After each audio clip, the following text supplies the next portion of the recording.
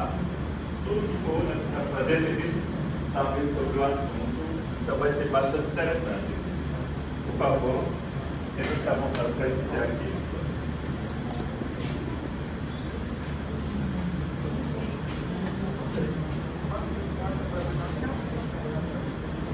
Boa tarde.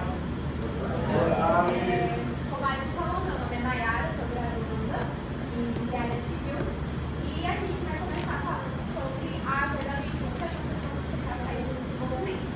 Espero que vocês prestem bastante atenção, porque no final vai ter uma dinâmica e, no caso, tem até um treinozinho. Então, prestem bastante atenção, qualquer dúvida, estamos aqui. E vai ter a participação do grupo, como é uma sala de aula invertida, então aqui estão os professores. Vocês vão ajudar a gente a fazer, ok? Bom, gente, boa tarde também. Me chamo José Vitor. Só me apresentando rapidamente, eu sou engenheiro civil, de formação aqui pela casa, hoje eu atuo na parte de verificações, na informática, uma empresa tradicional. E com muito orgulho estou participando de uma aula de registro especial para o mestrado, e nossa missão, minha colega Nayara, aqui, é compartilhar com vocês um pouco desse tema. A gente sabe que é um tema bastante complexo, a gente não vai exaurir completamente aqui, mas a ideia é trazer o que for essencial, para que a partir daqui seja um ponto de partida para vocês continuarem as pesquisas de vocês. A ideia é ver os pontos mais principais. Então vamos lá, o tema é esse, Agenda 21 para a construção sustentável em países de desenvolvimento. Eu já gostaria de destacar aqui que pelo próprio tema, a gente tem 3 palavras-chave. A gente tem Agenda 21, conceito, construção sustentável, outro e países em desenvolvimento. Então, a primeira dica é, para entender bem esse tema, a gente primeiro precisa estudar por partes cada um desses termos, tá? Agenda 21, construção sustentável, países em desenvolvimento. E aí, entendendo os 3, a gente entende bem. Então, vamos lá. Pronto, início, como introdução, eu trago para vocês aqui esse diagrama aqui, tá? Ele basicamente ajuda a gente como mapa mental para entender como é que foi esse desenvolvimento histórico. Então, como a Alisson já mencionou, em 1992 a gente teve a segunda conferência das Nações Unidas para assentamentos humanos, que aconteceu no Rio de Janeiro, em 1992. Eles reuniram 170 países, o Brasil foi um anfitrião, e o produto dessa reunião foi a Agenda 21. Esse número 21 é porque, como a nossa professora mencionou também, foi justamente objetivos que eles estavam tentando traçar para os problemas do novo século, né? Do século XXI, que era o século que estava se aproximando. Né? Então, por isso esse nome 21, ou seja, eram objetivos de desenvolvimento sustentável relacionados ao novo século. E aí, nesse ano de 1992, o pessoal fez essa reunião e propôs essa agenda, tá? Essa agenda 21. E qual é a principal característica dela? Ela é mais holística, mais macro, porque ela, no início, serviu como um modelo internacional de desenvolvimento sustentável. Então, era como se fosse uma referência inicial para servir como um balizamento para demais países conseguirem aplicar as suas realidades locais. E aí, já falando disso, de realidades locais, como era um tema mais global, mais macro, em 1996, na Turquia, a gente teve a Agenda do Habitat. Essa Agenda do Habitat já foi uma tentativa de começar a se afunilar do macro para o micro. Ou seja, eu tenho uma Agenda 21 que está pensando no mundo como um todo e agora eu vou partir para algumas aplicações em realidades locais. Então, por exemplo, dentro da meta geral do desenvolvimento sustentável, eu preciso entender que para alcançar esse objetivo, o principal foco deveria ser os assentamentos humanos. Tá? Ou seja, as grandes cidades. A professora Tânia, na aula anterior, já comentou que hoje a gente vive uma urbanização muito acelerada. Então, grande parte das pessoas hoje não moram mais em áreas rurais, moram em cidades. Então, não haveria melhor estratégia de se pensar em estudar a Agenda 21 que não fosse nas cidades. Então, em 1996, na Turquia, eles fizeram uma nova reunião e deram ênfase aos assentamentos humanos, e aí o produto dessa reunião foi a Agenda do Habitat. E aí, em 1999, o CIB, que é um Conselho Internacional de Inovação e Pesquisa do setor da construção civil, eles começaram a continuar esse mesmo caminho de afunilamento. Então, olhando para os assentamentos humanos dentro das cidades, qual é o setor que mais exaure recursos, ou que mais dependeria de recursos para a gente aplicar os objetivos do desenvolvimento sustentável, o setor da construção civil. Então, eles pegaram e criaram a Agenda 21 para a construção sustentável. E, por fim, em dezembro de 2000, eles viram que o modelo que se aplica para países desenvolvidos a gente não pode adotar a mesma referência para países em desenvolvimento ou subdesenvolvidos. Então, como são realidades diferentes, a gente chega no desenvolvimento do nosso tema. Então, tudo que começou lá em 92, hoje é aplicado, voltado para as cidades e principalmente para o setor de construção e em países em desenvolvimento. Então, esse tema é importante justamente porque uma das principais características de países em desenvolvimento é porque ainda falta muita infraestrutura a ser desenvolvida. Tá? Dentro desses países em desenvolvimento existe uma rápida urbanização e necessidade de habitação adequada. E esses três principais problemas é o que traz a importância de a gente tratar desse tema, né? Porque existe uma urgência muito grande em realizar intervenções sustentáveis devido a esses três problemas aqui.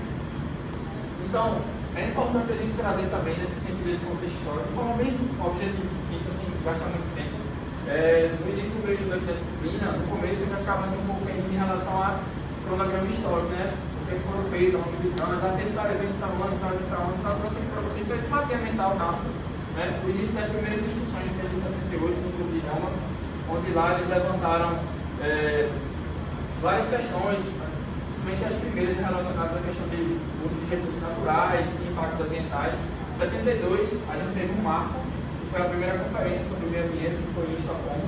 Então, nessa conferência de 1962, foi produzido um livro chamado Limites para o Crescimento, onde lá eles estipularam 5 limites que podem atuar como limites para o crescimento, que é produção agrícola, produção industrial, recursos humanos, poluição e pobreza. Em 1976, a gente teve a primeira conferência das Nações Unidas para Assentamentos Humanos, que aconteceu em Vancouver, no Canadá. Em 87, a publicação daquele famoso livro, Nosso Futuro Comum, da América Monolithismo, onde ela traz lá aquela clássica definição, né? O desenvolvimento sustentável é aquele desenvolvimento que é possível atender as necessidades da geração presente sem comprometer a capacidade das gerações futuras de atender suas próprias necessidades. 92, a Agenda 21, no Rio de Janeiro. 96, Habitat. 99, para a construção sustentável. 2000, é o tema que a gente está conversando hoje aqui. Então vamos lá, vamos entender um pouquinho dessa Agenda 21. Eu separei dessa forma de esquema porque facilita a nossa visualização. Bom, a Agenda 21 ela tem 2 pilares. Um pilar é em relação a, digamos assim, objetivos de diagnóstico, que é compreender os desafios que a construção sustentável traz em países em desenvolvimento. Então, uma parte dessa Agenda 21, ela busca entender, primeiro, tipo assim, para solucionar o problema, primeiro eu tenho que entender o problema. Então, ela tem toda uma parte relacionada a pesquisa e desenvolvimento, para primeiro se conhecer quais são os desafios, quais são as barreiras, quais são os impactos, né? Para a partir daí pensar em soluções. E o segundo pilar é a parte de formulação, são os braços dela propriamente dito. Então, eu tenho o primeiro braço, que é o que é a agenda, é a agenda de investigação de pesquisa e desenvolvimento, e o segundo braço são as estratégias de ação. Aqui eu trouxe um pouquinho da imagem desse documento que foi feito lá no Rio de Janeiro, em 1998. Bom, então, atrelado a isso, a gente também tem o próprio desenvolvimento desse conceito da palavra desenvolvimento sustentável. Um dos principais objetivos para facilitar esse entendimento, né, é pensar nessas 3 principais palavras aqui, voltadas para a espécie humana, ou seja, o que seria o desenvolvimento sustentável, ou a própria sustentabilidade em si. Ela tem que envolver o aspecto de sustentar, apoiar e manter a espécie humana. Então, tudo que for relacionado a esses 3 principais pontos vai estar dentro aí do espectro do conceito de sustentabilidade. Então, o desenvolvimento sustentável já vai ser aquele que propicia justamente esses 3 pontos, né? A aplicação desse desenvolvimento sustentável vai se dar nos assentamentos urbanos, principalmente nos centros urbanos, onde se concentram as grandes cidades. E aí, o produto disso aqui foi o desenvolvimento desse conceito, que é sustentabilidade urbana, e dentro das cidades, como a gente sabe, o setor da construção civil que mais demanda recursos para isso, a gente também tem um conceito aí de construção sustentável. Bom, e aqui são as justificativas, né? Por quê? Por que o setor da construção civil ele é extremamente importante para essa questão do desenvolvimento sustentável? A gente tem aqui uma estatística onde mostra que 50% de todo o capital nacional de investimento sempre vai estar relacionado ao ambiente construído, relacionado a algum aspecto do setor da construção. Além disso, 50% da matéria-prima que é produzida em todo o país, praticamente metade dela está relacionada à aplicação também no ambiente construído do setor de construção civil, e mais 50% da produção de energia, toda ela está voltada também para o setor da construção. Então, obviamente, existem multifatores, nunca é apenas só esses 3, mas aqui eu tentei trazer para vocês o essencial, né, o princípio por trás para mostrar como que o setor de construção civil é um dos pilares que tem que ser aí abordado para a construção sustentável. Então, indo caminhando para a apresentação, a gente também acha importante trazer para vocês. Lembra lá no começo que eu falei que é importante entender o que é a Agenda 21, que foi dito, construção sustentável, que você acabou de ver, e agora países em desenvolvimento. Tá?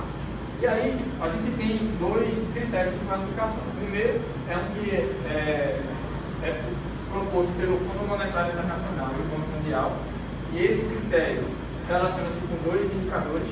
Um é o PIB e o outro é a renda per capita. Então, baseado nesses dois indicadores, essas duas agências, elas fazem essas três classificações. Então, eu tenho países desenvolvidos, são aqueles que possuem uma renda superior a $7.000. Pelo FMI, hoje são 33 países que são classificados como desenvolvidos. E uma das principais características deles é porque são países de industrialização forte. Países em desenvolvimento já são aqueles que têm uma renda que não supera 7.000, né? E, obviamente, também não é inferior a 750. São fora da Europa. Eles, uma das principais características é que eles são completamente dependentes de países desenvolvidos, principalmente em relação a economias e alguns principais produtos. Então, no nosso caso do Brasil, é muito dependente de produtos que tem na sua produção a base monetária do dólar. Então, se algum dólar ficar sofrer algum tipo de variação cambial, a gente é bastante afetado. A gente tem a exemplo dos principais commodities que a gente exporta e combustível. Né? Então, esses são os principais exemplos. E o outro é que a gente tem a industrialização intermediária. Já países subdesenvolvidos são aqueles que têm uma renda inferior a $750. E para se considerar a transição de súbdito para desenvolvido superar $900, então aqueles que superar 900 já cai no enquadramento em desenvolvimento. E as três principais características dos subdesenvolvidos é vulnerabilidade econômica, fragilidade social e baixa renda. Então esse é o primeiro critério baseado nessas duas agências. Existe um outro critério que é hoje o mais adotado, é o critério da própria ONU. Então, o critério que a ONU utiliza é o chamado IDH. Você já deve conhecer, que é o Índice de Desenvolvimento Humano. Esse IDH, ele leva em consideração três bases, que é renda, saúde e educação. Então, ele tenta abraçar de forma mais holística, diferentemente dos anteriores, que levam em consideração só o aspecto econômico. Isso aqui leva em consideração também o aspecto social. E aí ele faz essa separação numérica aqui, ó, onde eu tenho aqui um IDH superior a 0,8, então são países com IDH muito alto, IDH entre 0,7 e 0,79 alto, entre 0,5 e 0,69 médio e abaixo de 0,55 são os baixos. Aqui eu trouxe a lista dos 10 maiores, que possuem os maiores IDH. A gente tem aqui esse é uma fonte até atual do PNUD de 2024. A gente tem a Suíça em primeiro lugar, com 0,96, Noruega em segundo, Islândia, Hong Kong, Dinamarca, Suécia, Alemanha, Irlanda, Singapura e Austrália. E a posição atual do Brasil hoje é 0,76, está em posição 89.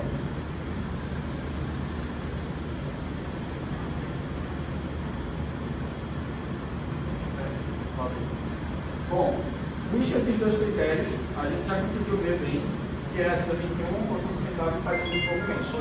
Então aqui a gente vai agora entrar mesmo na parte dos objetivos da Agenda 21, seus principais pontos. Então, como eu havia mencionado anteriormente, ela tem esses dois braços, de pesquisa e de ações. No braço de pesquisa, a gente tem os facilitadores tecnológicos e um dos objetivos dessa pesquisa, dessa investigação diagnóstica, é tentar encontrar um ambiente propício à implementação desses objetivos. Nada vale todo o trabalho, todo o esforço, se eu não tenho um ambiente que consiga receber, né, a aplicação de todos esses estudos. Como facilitadores tecnológicos, ele também divide em três passos. Quais seriam esses facilitadores tecnológicos? São os facilitadores de hardware, software e know-how. Então, não entendi. Vamos lá. Na parte de hardware, o que seria um facilitador tecnológico? Você desenvolver processos industriais, de equipamento, infraestrutura de equipamento, para poder fazer toda essa gestão de informações.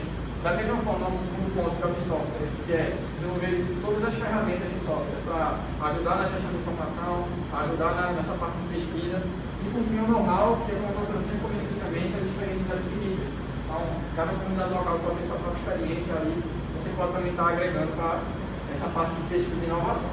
E no segundo braço, para a gestão de ação, como é que acontece? A gente tem aqui 5 núcleos, e cada núcleo desse precisa conversar entre si. E cada núcleo desse sempre tem a sua responsabilidade. Primeiramente, os clientes ou consumidores. Então, eu por exemplo, como futuro usuário de unificação, eu preciso exigir do construtor que atenda padrões de sustentabilidade. Ou eu vou comprar algum produto, ou eu vou conseguir algum serviço. Eu preciso exigir da parte do cliente, da parte que vai me acontecer, que atenda padrões de sustentabilidade. Então, eu, como próprio consumidor, tenho que desenvolver essa consciência. Daí, uma das estratégias de ação é focar no indivíduo. A segunda, dos profissionais. Então, engenheiros que já são formados aqui, estão em formação de aqui, tem essa importância de também conhecer todos os parâmetros de serviços, de equipamentos, de técnicas de construção, também para poder exigir a implantação desses parâmetros. A própria indústria da construção, então, mais uma das justificativas de ser importante essa difusão desse conhecimento, da própria indústria, ela também tem que incorporar dentro dela essas práticas sustentáveis. Os órgãos reguladores, né, na parte de fiscalização, e o setor educacional, que é a nossa parte que nós estamos fazendo aqui. Tá? Então, as ações se enquadram nesses 5 grupos. Aqui é só um resumo dos principais capítulos. Capítulo 1, obviamente não coloquei aqui, porque é basicamente tudo que eu já mencionei. O 2, ele vai tratar sobre terminologia, as tensões envolvidas sobre o tema, o impacto do centro da construção e os desafios. No capítulo 3, a agenda traz um contexto do mundo do desenvolvimento. No capítulo 4, é a parte de agenda de investigação, pesquisa e desenvolvimento. No capítulo 5, estratégia de ação. E o 6, caminho a se percorrer para a implementação da agenda de investigação, pesquisa e desenvolvimento.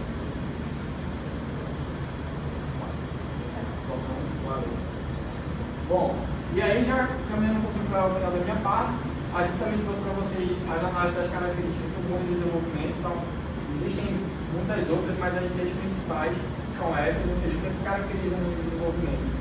Bem parecido com o capítulo 3, né, da agenda de clima. A gente tem países de desenvolvimento que são exportadores de commodities, né, a principal característica. Elevado nível de desigualdade social, ainda é uma característica muito premente nesses países. A ausência de infraestrutura e serviços básicos, necessidade de habitação e infraestrutura adequada e acessíveis, impacto da degradação ambiental na vida dos povos e inovação na utilização de materiais de construção, que vai ser a segunda parte da apresentação da nossa colega. E aí, olhando para essas seis características, a gente enxerga uma oportunidade e um desafio, né? E desafios. A oportunidade é porque ainda há muita infraestrutura a ser desenvolvida. Então, o nosso papel como engenheiros civis e engenheiros de demais outras áreas, a gente tem um papel importantíssimo nisso, porque a gente está num cenário no país que ainda tem muita infraestrutura para ser desenvolvida e a gente precisa desenvolver essa infra de forma sustentável, né? Adotando um novo modelo sustentável. E os desafios que a gente ainda enfrenta é porque há poucos recursos nesses países e não muita aderência ainda por esse setor da construção. Então, por mais que a gente já veja em alguns totalmente, tem muito ainda a ser difundido, tem muito ainda a ser aderido pelo setor da construção. E em países em desenvolvimento a gente não tem tanto recurso, não tem tanta bala para gastar. Então, assim, é importante que se faça esses estudos, essas pesquisas, para que na hora da aplicação a gente use esse recurso da forma mais eficiente possível. E no caso, só para complementar, a gente vê essa inoperância na questão da gente, no caso, na graduação. Para ter conhecimento da agenda do estudo, estudar sobre a questão da sustentabilidade em construção civil, eu tive que aderir e colocar uma eletiva. Ou seja, por que não essa cadeira ela ser obrigatória? Porque vocês podem perceber, a gente tem cadeira de materiais de construção, fala sobre os problemas que eles desenvolvem, quais são os mais, vou dizer isso mais para frente, mas eles não dizem quais são os mais sustentáveis, quais são os menos sustentáveis, quais são os mais utilizados, se aquilo ali é bom para a gente, para o futuro da nação. Então tem tudo isso. Então por que será que não seria necessário, eu acho muito necessário essa cadeira ela ser obrigatória e não ser uma eletiva? Então, vocês que estão aqui pagando essa cadeira, que não sei se são convidados, estão enxergando isso, porque eu mesmo só comecei a enxergar essas coisas pagando essa cadeira. Então por que não abranger um público maior e todo mundo tem que pagar essa cadeira para ter o conhecimento? Então, enquanto não tiver isso, ninguém vai ter um conhecimento amplo. Até porque, quando você fala sobre sustentabilidade, o pessoal pensa o quê? Para que eu vou fazer? Só eu vou fazer? O resto das pessoas não vão fazer? Então não vai adiantar nada uma pessoa fazer. Então, esse pensamento é realmente muito amplo. Vocês podem ver que várias pessoas têm esse conhecimento. Não era só para isso. Para complementar.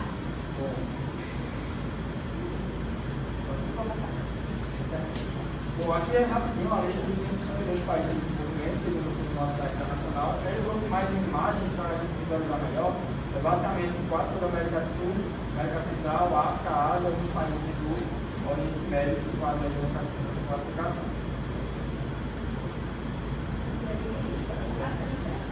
Bom, e no final, quais são as principais barreiras da construção sustentável no país em desenvolvimento? A gente enxerga muito ainda a falta de capacidade do setor da construção e implementar ferramentas, processos que sejam mais sustentáveis. Também a questão do país, alguns desses países, ou boa parte, ter um ambiente econômico incerto, pobreza e baixo investimento urbano, falta de dados precisos, desinteresse pela questão da sustentabilidade, uma certa inércia tecnológica, ou seja, ainda muito a se desenvolver essa questão da tecnologia, e falta de uma investigação integrada.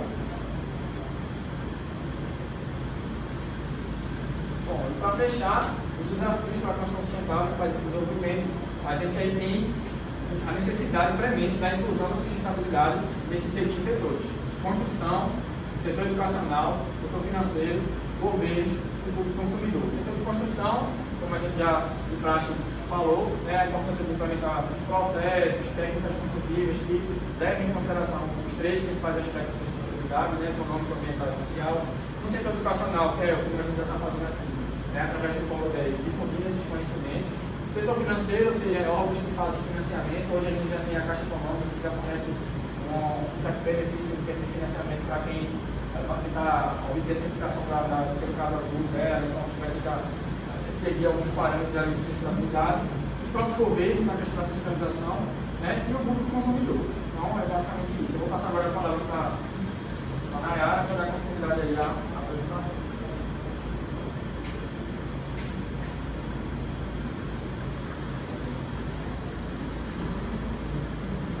Bom, eu vou começar falando um pouquinho sobre as práticas chaves a serem seguidas de acordo com a Agenda 21. Então, vocês perceberam que o meu colega ele começou a falar sobre os desafios. E agora eu vou trazer um pouquinho se a gente colocasse a Agenda 21 na prática. Porque ela foi um plano global que ela foi feita para realizar a sustentabilidade desses países de desenvolvimento. O primeiro tópico seria a capacitação de profissionais da construção e educação sustentável. Pode ser realizada por meio de programas de treinamento, cursos educacionais, workshops e certificações específicas. Ou seja, por que não em toda a construção não existe uma capacitação de profissionais? Tenho certeza que muitas construtoras e muitos lugares não têm essa capacitação e deveria todo mundo ter essa educação sustentável e teria que vir dessa capacitação. O segundo tópico seria estabelecimento de parcerias entre o governo e os setores da construção, público e privado. Isso envolve a cooperação, compartilhamento de recursos e conhecimentos, financiamento sustentável e programas de capacitação. Ou seja, não temos verbas destinadas a isso. Será que se não tivesse essa parceria entre o setor público e privado, entre as construtoras e o governo, será que não teria esse desenvolvimento sustentável nas construções? Será que essa capacitação, será que essa educação sustentável, ela não seria mais eficaz, E no caso aqui eu coloquei o causador da inoperância dessas práticas, questões econômicas e sociais. Deixa eu passar. Tecnologias e inovações para promover a construção sustentável e seus impactos positivos e negativos alinhados com os princípios da Agenda 21. O primeiro deles seria o uso de materiais sustentáveis. Então, esses materiais sustentáveis, eles seriam certificados e reciclados. Ou seja, todo material para ser usado, ele deve ter uma certificação, como a madeira. Vou falar um pouquinho mais para frente. E qual seria o problema do uso de materiais sustentáveis? Seria os custos elevados e os processos complexos. Porque para você reutilizar, no caso dos reciclados, você tem que pegar um material que ele já foi usado, resto dele, reciclar para reutilizar. Isso requer um processo, isso requer tempo. E nos países em desenvolvimento, como eu vou falar um pouco lá na frente, são países que eles querem ter um processo avançado, tudo muito rápido, tudo imediato, muito imediatista. Então, além dos custos elevados, porque a economia desses países em desenvolvimento, as verbas, não são suficientes para fazer isso, e os processos muito complexos. O segundo seria a gestão de resíduos, ou seja, reciclagem, compostagem, reutilização e também custos adicionais em infraestrutura. Então, se vocês perceberem, na maioria dos tópicos, sempre vai ter a questão dos custos adicionais. Terceiro, eficiência energética, que até vamos ter uma aula com o nosso amigo Matheus, que ele vai falar mais um pouquinho. E a questão do isolamento, janelas eficientes e LED. Então, se tivesse essa adoção desses tópicos, talvez a sustentabilidade ela seria, como posso falar? Ela seria mais implementada no dia a dia das construções. E também custos altos iniciais para fazer esses projetos. Conservação de água, redução do consumo da água potável. E qual seria o problema? Custos iniciais de implementação, necessidade de manutenção adequada, limitações técnicas em algumas regiões. E por último, o design urbano sustentável, melhoria na qualidade de vida urbana, promoção da acessibilidade e segurança, redução da poluição do ar e incentivo à interação social. E como eu falei, em todos esses tópicos sempre vai ter a questão dos investimentos altos. Eu achei necessário a gente ter uma noção disso, talvez tenha pessoas que não tenham noção, dos 7 materiais de construção mais utilizados no país de desenvolvimento. E no caso aqui, ele está no nível de sustentabilidade. Então, esse primeiro aqui, materiais reciclados, bambu, pedra, telhas cerâmicas ou de barro, madeira, tijolos e blocos de concreto e cimento. Então, para a questão do nível, vocês podem ver, e eu vou falar um pouquinho mais na frente, mas esses 3 últimos tópicos aqui são os mais utilizados. São os que não têm tanta eficiência na questão da sustentabilidade. E aqui vamos falar sobre os 3 materiais mais utilizados em todo o mundo. A madeira. A madeira ela tem vantagens por ser renovável, baixo impacto ambiental na produção, comparado com materiais como concreto e aço. A produção da madeira consome menos energia e emite menos carbono. Ou seja, se a gente fosse utilizar um material que ele tivesse menos impacto na questão de sustentabilidade, seria a madeira. Nayara, mas a desvantagem do desmatamento, eu vou ter que tirar aquela árvore para usar aquela madeira. Mas quando eu digo de usar madeira, para você usar madeira, você tem que ter uma certificação, isso, para você retirar aquele material. Então você precisa de uma autorização. E isso, no caso, como funciona? Toda vez que usa a madeira, você tem que repor.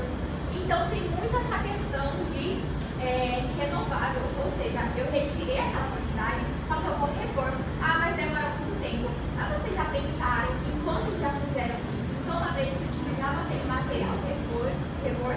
Então, o maior problema da madeira seria o quê? A retirada dela, a retirada desse produto e não a reposição. Mas se tivesse toda vez isso, esse desmatamento, no caso que eu coloquei print, ele não seria tão levado em vantagem, né? O concreto, vantagens duráveis e reciclável, e as desvantagens é o alto consumo de energia na produção e as emissões de CO2.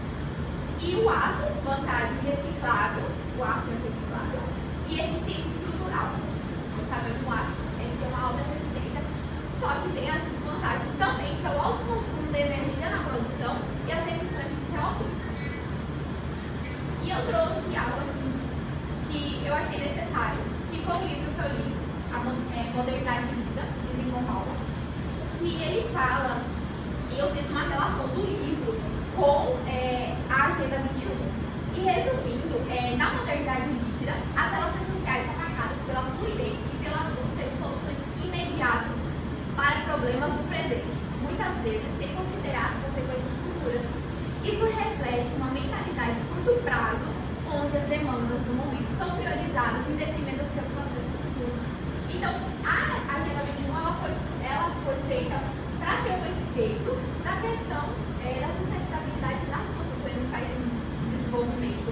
Só que tem um problema, a Agenda 21 ela também cita que a implementação efetiva da Agenda 21 tem sido desafiadora em países em desenvolvimento, principalmente devido à ênfase na rapidez e resultados imediatos. Como eu disse, os países em desenvolvimento, ele precisa, tudo que é feito, eles precisam de tudo que é imediato. Então eles não pensam na questão da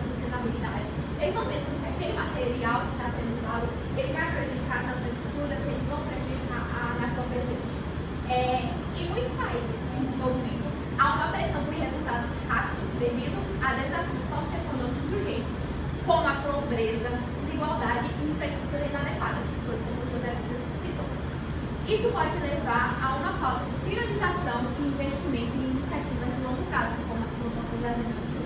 Então, esses fatores dificultam muito a concretização da Agenda 21. E eu trouxe um estudo de caso muito interessante, que foi a sustentabilidade urbana sob a ótica da construção civil, um estudo nas empresas construtoras em Campina Grande. O objetivo desse estudo de caso foi analisar as construtoras da cidade de Campina Grande. Então, essas pessoas que elaboraram, que no caso foi, bem, Arlan e Maria, eles foram em várias construtoras da Paraíba e lá eles começaram a fazer perguntas sobre a questão da sustentabilidade dentro das construções. Para quem não sabe, o Brasil, né, como o José falou, o Brasil é um país em desenvolvimento. Então, achei interessante, porque Campina Grande é na Paraíba, no estado do Brasil. Então, lá eles começaram a fazer perguntas para essas empresas, o que eles estão fazendo para ajudar a cidade a ser mais sustentável. E a conclusão desse estudo de caso foi que, diante dos resultados obtidos pelas empresas do setor da construção civil em Campina Grande, é possível concluir que, embora haja uma alta conscientização sobre a importância da sustentabilidade em todas as dimensões analisadas, a efetiva aplicação de práticas sustentáveis ainda carece de maior atenção e implementação concreta. Ou seja, essas perguntas geraram respostas do tipo: a gente tem a conscientização do que é a sustentabilidade nas construções, o que deveria ser feito, só que eles falaram que a culpa dessa não prática dentro das empresas seria as leis e regulamentos. Eles falaram que, no caso, era preciso ter leis e regulamentos por parte do governo, por parte do setor público, setor privado, setor público, para essas construtoras que são setores privados, como eu falei anterior. E concluiu-se também a necessidade de fazer outras pesquisas em outras cidades, pois a partir desse estudo, empresas de construção civil se conscientizam sobre os malefícios da falta de aplicabilidade da sustentabilidade do setor. Então, a conclusão desse estudo de caso, no finalzinho, falou que essas perguntas, essas indagações que eles começaram a fazer nessa construtora, eles começaram a ter essa reflexão dos malefícios que estavam trazendo. Só que, como eram coordenadores, gerentes, não proprietários das construtoras, eles falaram que era muito complicado ter essa prática devido à falta de leis e regulamentos. Então, por que não ter leis que obrigassem as construtoras a provar que estão sendo eficientes nessa parte da sustentabilidade? E trouxe uma notícia para a gente finalizar, que ela fala sobre o consumo de recursos naturais cresce 3 vezes mais rápido que a população. Ou seja, essa notícia aqui foi de 2023, ano passado, dia 2 de agosto. E nessa notícia, só resumindo, ela estava falando sobre a questão dos consumo dos recursos naturais e que eles estavam falando do lado. E que eles estão crescendo cada vez mais, esse consumo está muito desenfreado, muito mais do que o desenvolvimento da população. E um desses parâmetros